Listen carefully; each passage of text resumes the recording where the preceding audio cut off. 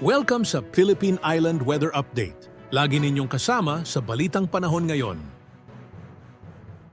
Ngayong ikalawang araw po ng Pebrero, mahina pa rin po ang amihan or northeast monsoon na tanging nakakaapekto lamang dito sa may extreme northern Luzon.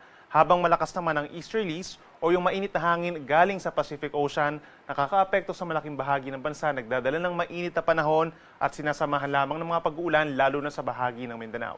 Base naman sa ating latest satellite animation, wala po tayong namamataang bagyo o aasahang bagyo sa mga susunod na araw na papasok ng ating Philippine Area of Responsibility.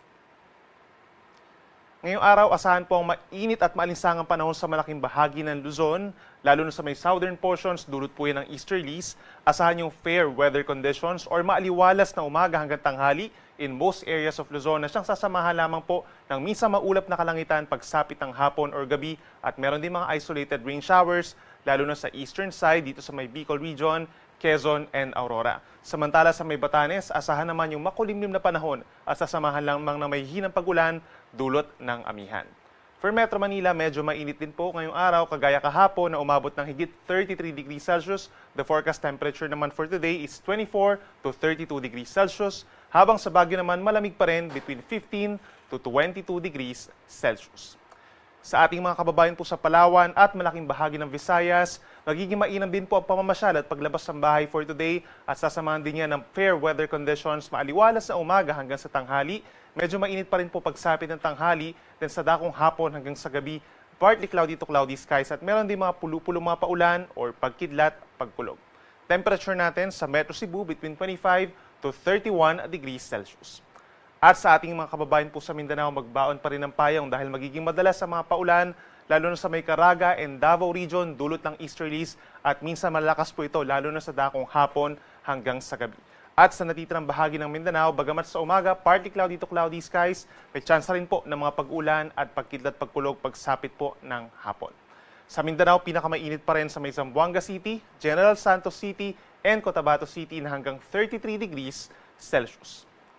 So far, wala pa rin tayong gale warning or babala sa mataas na alon dahil mahina pa rin po ang ating hanging amihan. Inaasahan pa rin sa may extreme northern Luzon dahil nandun yung northeast monsoon. Posible pa rin hanggang 3.7 meters or nasa isang palapag ng gusaling taas sa mga paalon na siyang delikado pa rin for small sea vessels. Whereas for the rest of the country, hanggang bukas sa umaga, banayad hanggang katamtaman pa rin ang taas sa mga pag-alon, except na lamang kung meron mga thunderstorms.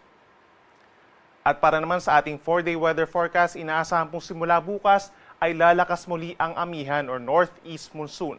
Magdadala ito ng mga light to moderate rains simula po bukas in some areas of Cagayan Valley, Cordillera Administrative Region, ngayon din ang Aurora and Quezon. And then pagsapit ng Tuesday, posibleng magkaroon na rin ng mga paulan dito sa hilagang bahagi ng Kabikulan at magpatuloy pa for the rest of Bicol Region hanggang sa kalagitnaan ng linggong ito.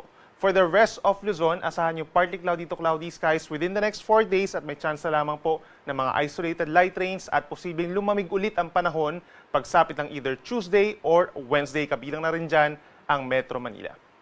Samantala, pagsapit po ng Wednesday, habang lumalakas ang hanging amihan, nagkakaroon ng interaction muli with the easterlies kaya't mabubuo muli yung shear line o yung banggaan ng amihan at easterlies. Magkakaroon ng mga kalat-kalat na ulan and thunderstorms in some areas of Visayas and Mindanao, especially eastern Visayas, central Visayas, Caraga and Davao region. Minsan malalakas po yung mga paulan na yan dahil sa shear line and easterlies, mag-ingat sa banta ng baha at landslides at laging tumutok sa ating mga advisories or even heavy rainfall warnings. The rest of Visayas and Mindanao, partly cloudy to cloudy at may chance na din ng mga pag-uulan or pagkidlat, pagkulog.